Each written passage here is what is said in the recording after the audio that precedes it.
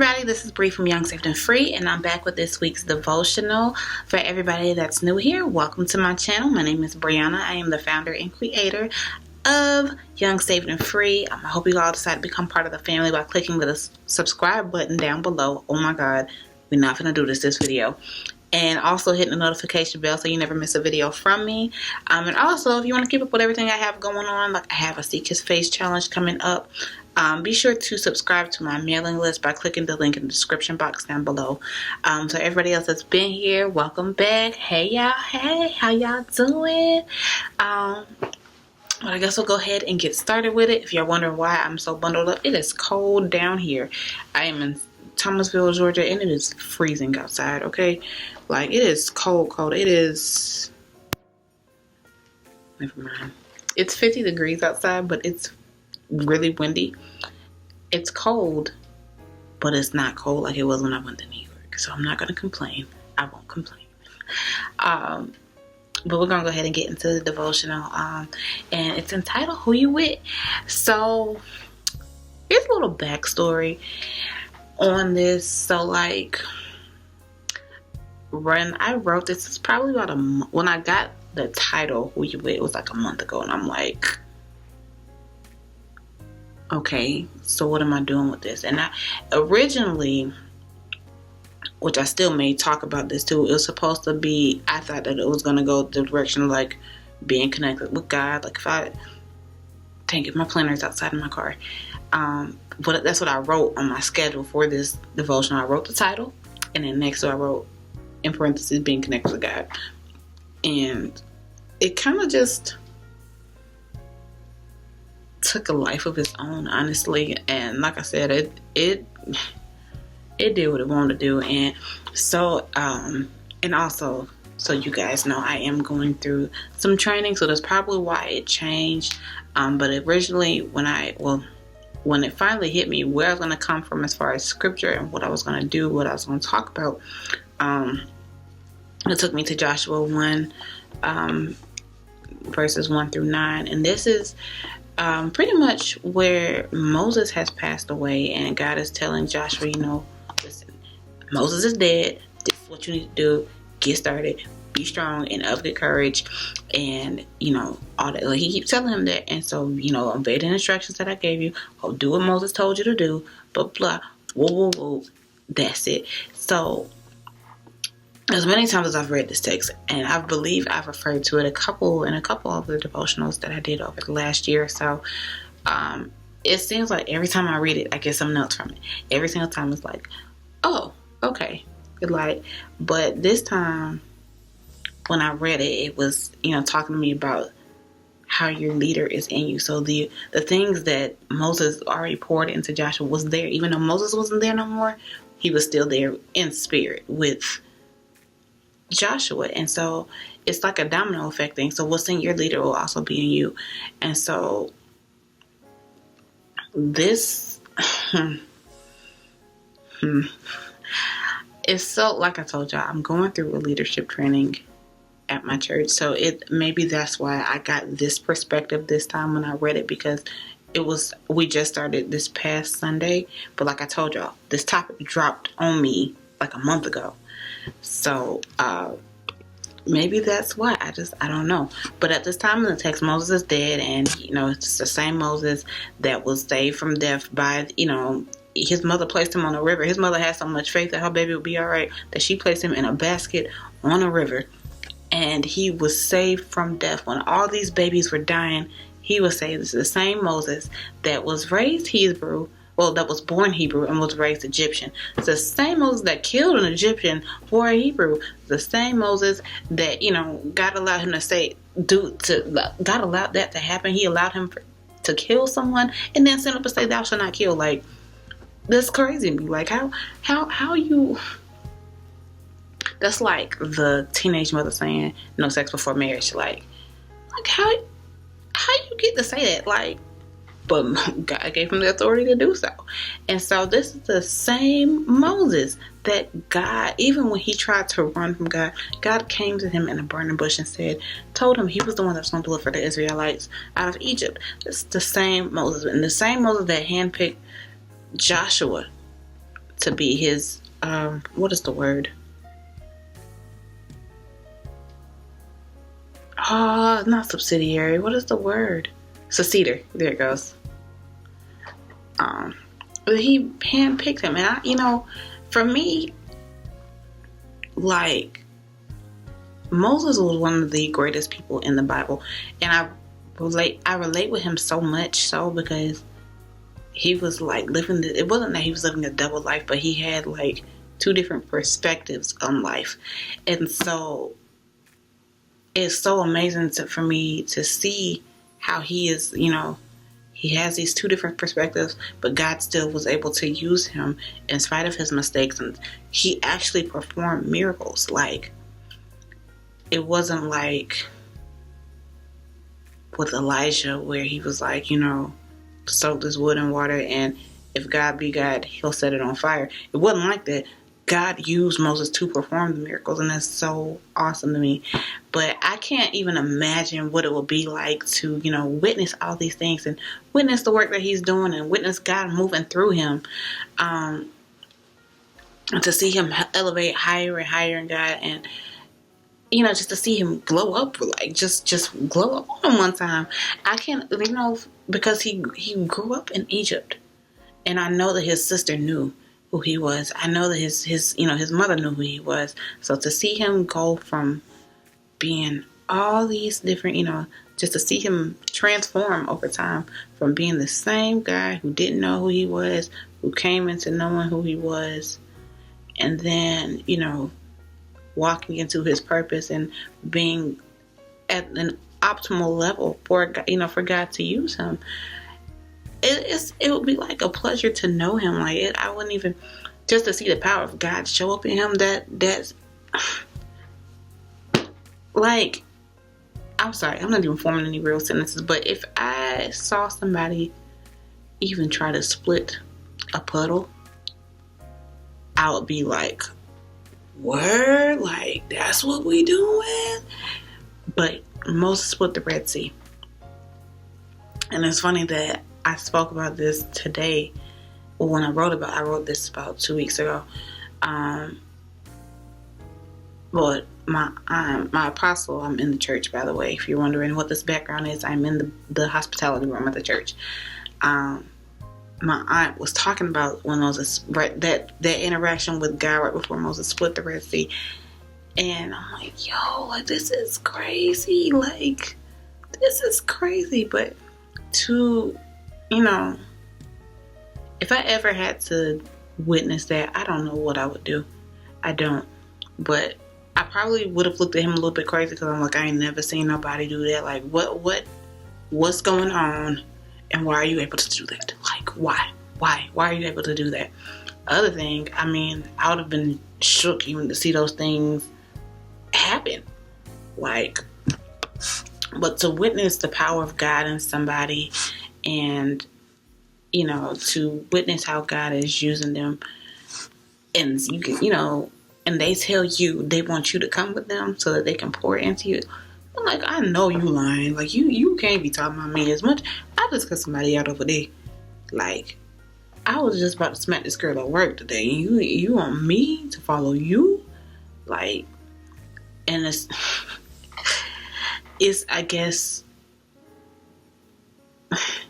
I'm having like an epiphany on why this is happening, but I'll talk about that in the Thankful Thursday. So if you're not following me on Instagram, follow me at Young, Safe, and Free. So God actually, but anyway, that was, just my shameless plug, even though it's already on the screen. Y'all know how I do. But in Numbers 27, 12 to 23, God actually told Moses to pick Joshua. And so it never, what I'm really, really, like, I've come to terms with in the past couple weeks is the Bible does not discuss emotions or reactions to, like, God moving.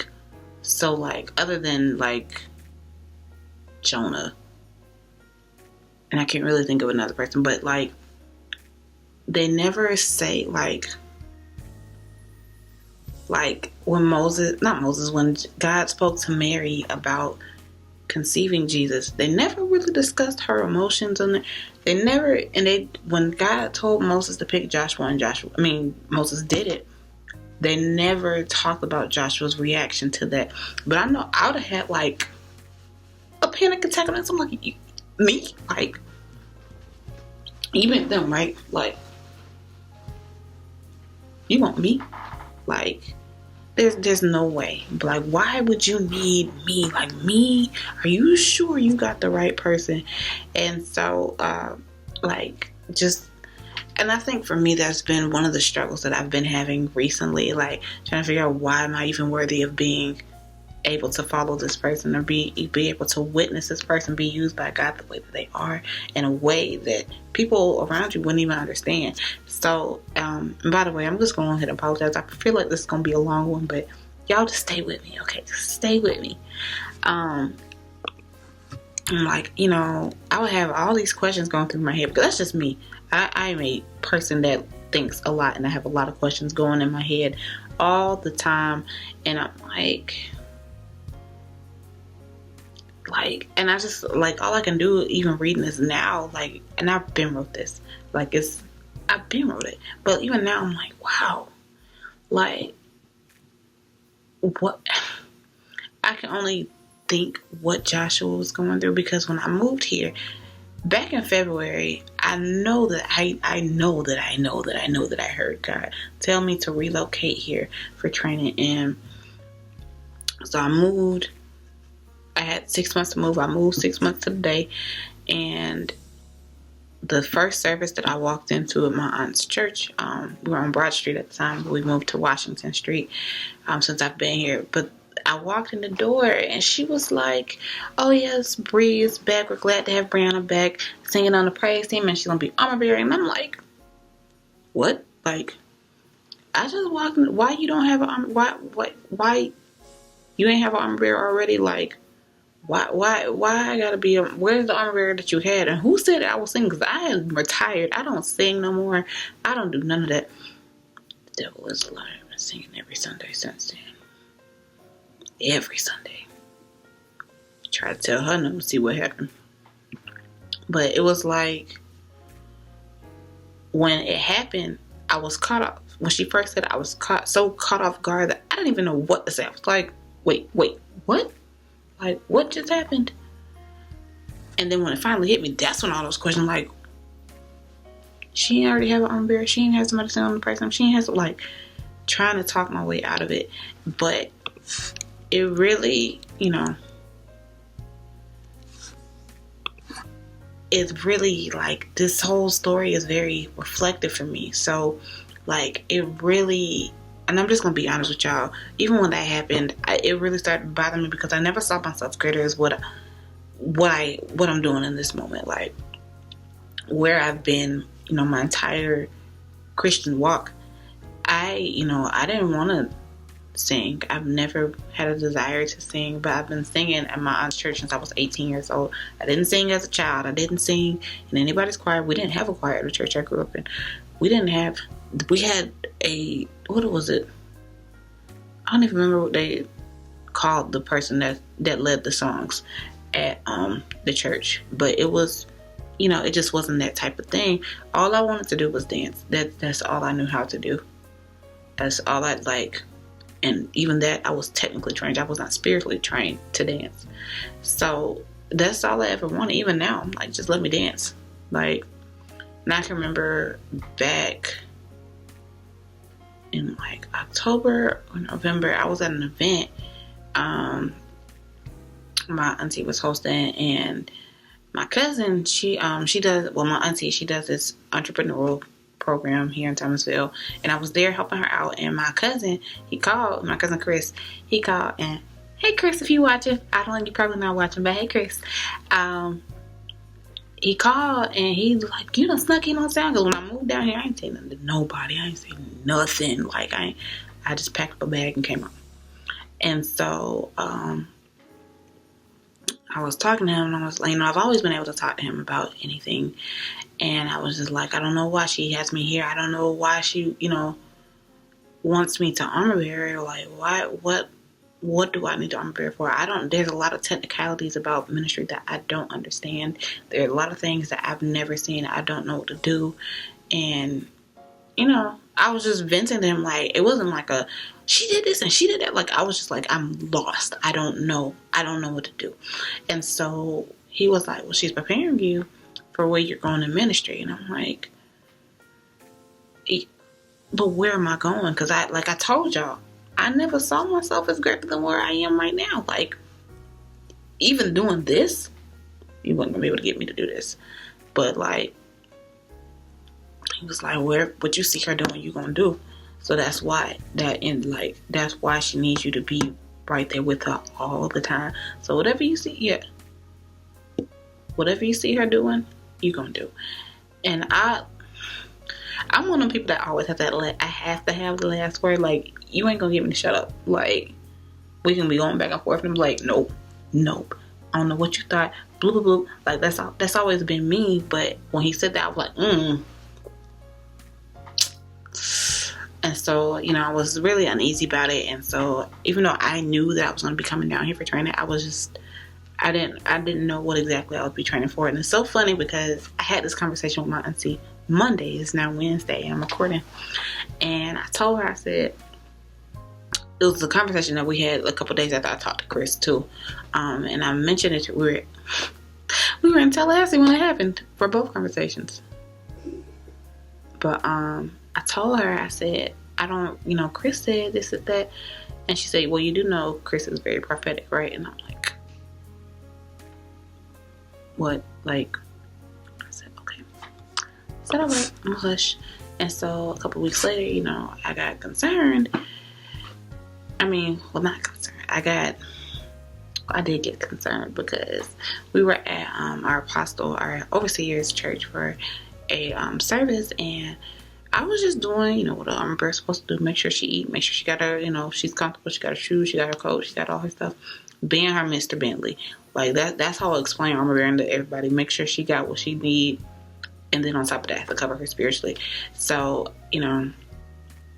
speak against any forces that come against her or whatever.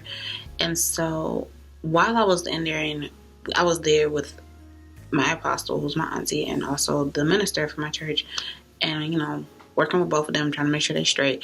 And one of the apostles we're in a room, it's my auntie, minister, the overseer, and one of his friends who's also an apostle out of Tampa. And I'm like, I'm moving around, and he looks at me, he says, are you in ministry? And I'm like, I sing on the praise team and I armor bear. Like, that was my response, literally. And he was like, that's not what I asked you. And I'm like, I sing on the praise team and I armor bear. And the minister, me and him are really cool. So I'm like making eye contact with him, like, what do I say? Like, and he's sitting down, I'm standing up because I'm serving at this time. And I'm so nervous at that point. And so my auntie, she goes, get her. She preaching, she don't even know she be doing it. And she got a whole YouTube channel she be preaching on. And this and that. And I'm like, oh man. And I'm looking like I would literally put my head down like, please let this man leave me alone. And so he started talking to me about, all the things that he witnessed during services and all that stuff. And Apostle Miller, who was our overseer, he just laughed and trying to bring the man back into their conversation that they was having, because they were mid conversation when he turned around and talked to me about ministry. And I'm like, weren't you talking about Apostle Miller? Like, you can't be talking to me. And so he goes to my auntie and goes, I'll be at your church in February when I come back in town. And she's like, oh yeah, come down and we'll gladly pass the mic over to you. Da, da, da. And he's like, oh yeah, that's cool now, but I'm passing the mic to her. And I'm like, wait a minute now. Like, what is happening here? And I can't even say that because I'm in a room full of apostles. I'm like, on the inside, I'm like, who are you talking to? I ain't doing that. I'm like, he's like, I'm gonna tag her in the boat. And I'm like, no. But then my auntie says, oh yeah, we'll make sure she's in place and then the collar. And I'm like, trying to call her. Like, no, she don't do that. But then even after that, during watch night, my mom, my auntie, that are, like my apostle, that's my mom's older sister, their baby sister came with her fiance, and I had heard about him, that he was really cool and that he looked like my granddaddy and all this stuff, and I'm like, oh, okay, cool. And I was like, I think I'm gonna just give him a hard time just because. And then my auntie said he was a prophet. I'm like, oh no. I said, I'm gonna leave him alone. It's okay. And so I actually went after watch night service. I was still, even though I danced and I had to sing and all that stuff, I was still armor bearing and making sure that the pastors had what they needed, the apostles had what they needed, they had their food, they had their drinks, if they needed anything, because I was there for that. And so my Uncle Choice, who's also a pastor, he was in there talking to my aunt's fiance. And so I said, Uncle Choice, did you eat? Blah, blah, did you have your food? And he said, oh, no, let me go get it. So I'll go get his food and stuff. I come back. My aunt's fiance says, you're a preacher, right? And I'm like, and my uncle, I've been trying to tell her that since I met her, blah, blah, blah, blah, blah. And I'm like, why does this keep happening? It keeps happening. It keeps happening. I'm like, why me? Like, why does this keep happening? I don't understand why this is happening. Lord, tell me what's going on. And so I realized it wasn't me or anything that I did. It was because who I was connected to. It was because of who I've been following my whole life. Yes, my aunt is my apostle, but she is my aunt first. And I've been with her my entire life. I've been following her around like literally, I've been following her around so much that I think that's why I look so much like her. Like I've been connected, like attached to her hip since I could walk. And she's been my other mama. Like on paper, if something were to happen to my parents, I was a child, I was going to go to her. But like, it's just, that's my mama, that's my auntie, but that is my spiritual mother. She's the one that brought me into ministry at 18 years old. And so everything that's happening in my life right now is because of who I'm connected to. So even though, Joshua was young when Moses picked him, I know that he knew who Moses was because the Israelites had been in Egypt for 430 years at that time. Joshua knew who Moses was. All this stuff going on, and you don't know who Moses is, all the stuff that Moses is saying, and you don't know who he is. But they were connected, and Moses was leading them, and Joshua was following, obviously. So, but here's the thing with leaders, that this has taken me some time to understand. Leaders never just lead. They prepare the next generation, and because you're connected, you go through similar things. So like, I remember even last Tuesday we were in Bible study, and my aunt was talking about how my granddaddy would tell her that Stevens don't sing, and we'll play instruments, we usher, we might even dance, but we don't sing. And so even though he never said that to me, that it's almost like the things that he said to her and how she felt in that moment. I feel like that all the time when it's time for me to sing. I'm like, I can't sing. I don't sing. I don't do this. I don't do that. And it's like, but that's why she's my leader, because she understands my struggle. She understands the walk that I'm going through. And a lot of times we'll go through similar things and don't even realize that we're going through them at different times. Like, she probably go through it first and then it hits me. And then, so even with Moses and Joshua, the interesting is that death is what pushed both of them. Just hear me out. When Moses killed that Egyptian man, that made him go to Midian. And that's where God was able to speak to him about his purpose. That's where God came to him in the burning bush. When Moses died, that's when Joshua had to step into his purpose and be who God called him to be, and be who Moses was training him to be his whole life. And so I just look at my apostle, I'm like, this is crazy. Like, this is so crazy, because listen to how she talks about life. Listen to what happens, how she feels about certain things and her perspective and certain things she's been through. I'm like, wow, like, I'm just like you. I said, some of the things she's been through, of course, I haven't been through everything. She's 56. I'm 27. Sometimes some of the things she's been through, I have not been through.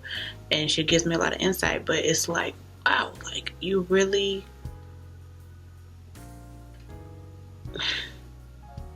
I'm really just like you. And so, even when she was talking to me about when God called her, she was like, she denied it and denied it and denied it and laughed and gave all kinds of excuses. And it was the exact same thing that I did. Like, even when it comes to this platform, I said, like, God said, start a blog, start a YouTube channel called Young Saved and Free. I said, you want me to do what? You got to, I don't know what you on, but you tripping. And so, and I just laughed. It took me 3 years to start this. Or 4 years, really, for me to start it. And I was just like, I'm going to just do it. And I just did it. I said, okay. All right, I'm over that fear. But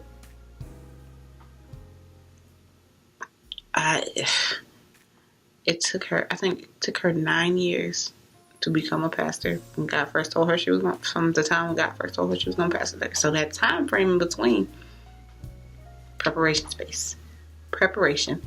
And so the things you can't, and I talked about this on a midweek push, I believe last week. If you guys don't watch Midweek Push, it comes on Wednesdays at 12:15 Eastern Standard Time. But you can't, like, even when your leaders call you to do things, you can't just be like, I don't know why she called me to do that. Why she couldn't get so-and-so to do that. I'll give you a perfect example. My grandma, I used to live 5 minutes from my grandma. My mama lived about 10 minutes from my grandma. My mama would go to my grandma's house all the time. Like, all the time. And I was usually working or doing something, so I couldn't be there as much.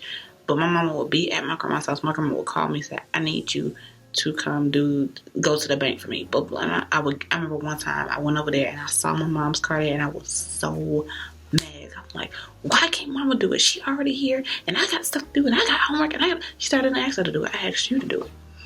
And so you have to take everything. You don't take anything lightly. When they ask you to do things, when they ask you to do something that you think is even beneath you, don't take it lightly. So, like, even with church, my apostle, I go to a deliverance ministry, and, sometimes when people are delivered, they throw up. Sometimes they cough up stuff. It's really gross. Sometimes they it's really gross. But, whatever, it has the projectile, whatever you want to call it, whatever has that, it has to go in the trash. And the trash has to go out immediately after service. And not everybody can touch it because they don't know how to handle it. They don't know how to combat what's in that bag. So if my apostle tells me to take out the trash, I'm taking it out because I know that she's trusted me to do this. And so Hebrews 13:17 says, obey your spiritual leaders and do what they say. Their work is to watch over your souls, and they are accountable to God. Give them reason to do this with joy and not with sorrow. This will certainly not be for your benefit. And so even when before Moses even really, really picked Joshua, he told him, hey, write this down. I need you to write this stuff down. And so he, in Exodus 17, actually, when he called him, when Joshua was first mentioned, he told him to watch Ya Wit on a scroll. And that's just where it all started. Now, what's interesting is in Exodus 18, Moses had a conversation with Jethro. Jethro is Zipporah's father, when Zipporah is Moses' wife. So his father-in-law. And Jethro was the one that told him to have a team. And so it's so funny to me when I saw this. I've never read that scripture in my life until I started writing this. And, in ministry, you have to understand that there is one goal. And I don't care if you any part of the fivefold, or if you're just a lay member, I don't care what you got going on. The one goal is to build the kingdom of God. That's it. Point blank, period. You can stick up a pen in it. It's done. Take it to the bank, cash it. It's good. Whatever you want to do with it, that's what you can do. But it's not that I'm just giving out orders because I'm a leader. That's not it at all. So sometimes some leaders are so, I don't want to say mouthy, but yeah, that because they know what God showed them, and they want to see it completed the way that God showed them. It has to be done in excellence. So even with your leaders, your spirits have to be connected. How can two walk together unless they be agreed? That is Amos 3 something. I don't know. I think it's 3:3, but I think I might have made that up. But it's not even about the leader. It's about God. It's always been about God. That's why your spirits have to be connected. That's why everything has to be on one accord, because you can't do it in excellence if everybody's all over the place. It's just not going to work like that. It's not. I've literally had to check myself, because I would get so mad. I'm like, why is she calling me for this? Why is she doing this? I got stuff to do, and I need to do this, and I need to do that, but here I am doing this. But I had to understand, what was going on, and that it was her vision, and it wasn't meant for me to understand. And because I'm connected to her, I know that I'm covered. I know that I can't get mad with her, because she's doing a job much bigger than I am. Yeah, I might have to take out trash, but she's covering my spirit, and there's a lot of things that be trying to get to me that she's blocking, and I thank God for her. But you have to be very careful who you connect to, because I've literally witnessed some people lose their minds because of who they're connected to and who their leaders are, and who they choose to follow. But that's not. That's just, I refuse to let that be me. So what's in my head will go, what's in the head will go through the rest of the body. The leader is the head. When you're sick with the flu, you don't just feel it here. Your whole body aches. It might start off with just a headache and your nose running, but your whole body gonna start aching at some point. Same thing with leaders. It might start off up here, but it's gonna go through the whole thing until it's done, until that sickness has run its course. And so your leader is preparing you not for just what you're going to do. Not that you're just gonna take their place. So that's not necessarily true for everybody. And every time I say take your place, I immediately think of Lion King. Until you take your rightful place at Pride Rock, blah blah blah. Like, child, y'all know I love Disney, but you have to be there. You have to be them when they're not there. So, and it's so funny, because me and the other minister, we got into a little bit of a spat one day, because I was like, I'm not leading person where she was like, well, I'm not gonna be here. So if I'm not here, you gotta do it, because you're supposed to be representing me when I'm not here. And I'm like, first of all, you know that I ain't gonna do that anyway. You know that I don't lead no song line. I don't do this. I don't do that. And blah, blah. Like, I'm talking about going off. And then I thought about it. I'm like, he was right. I have to, when she's not here and he has to preach, he's representing her. And when he's not here and I have to sing, I'm representing him. We are a reflection of our leaders. So what happens if they're not here and we busting hell wide open? That looks like they didn't pour right into us. And that's not the case. We have to represent them correctly. We have to represent God correctly. We have to do everything in excellence, because nothing will, and we have to make sure that God is shown properly in the first place, because that is our ultimate connection. That's who we're really, really connected to. That is my all in all. That is my everything, and nothing will ever separate me from his love. So if nothing will ever separate me from his love should be seen on me all the time. Like, it's not just God bless you when I hug people. Like, when I go out somewhere and people see me, I can be acting a fool. Why? Because I look like my auntie. I look like Sharon Edwards. Okay? And I'm like, ain't you Sharon? Mind your business. Oh, and everybody has a phone number, and if I were to go out here in these streets act crazy, they would call her immediately. It's happened before. Okay? But it's crazy how connections work. It's almost like it's really got me thinking. It got me, and I'm a thinker. Y'all know that. So even when I was on my way to work, the morning that I wrote this, I realized that the people I was connected to don't, and I don't just mean like in ministry and all that. I'm talking like people that I spend a lot of time with, like my best friends and all that. They weren't any good for me. And for the simple fact that they weren't pushing me to where I was supposed to be. I have a destiny. They knew. I'm pretty sure they knew that, Munch is a little weird. She's a church girl. She's probably going to be preaching on somebody's stage somewhere. some, whatever. But they never pushed me to do better. They never pushed me to do that. So even still, in me knowing who I was and still being connected to somebody that I knew wasn't making me better, wasn't making me, even though I kept trying to do that with them, they weren't doing the same with me. I wasn't willing to forfeit my destiny anymore. To have friends by my side that were stabbing me in my back.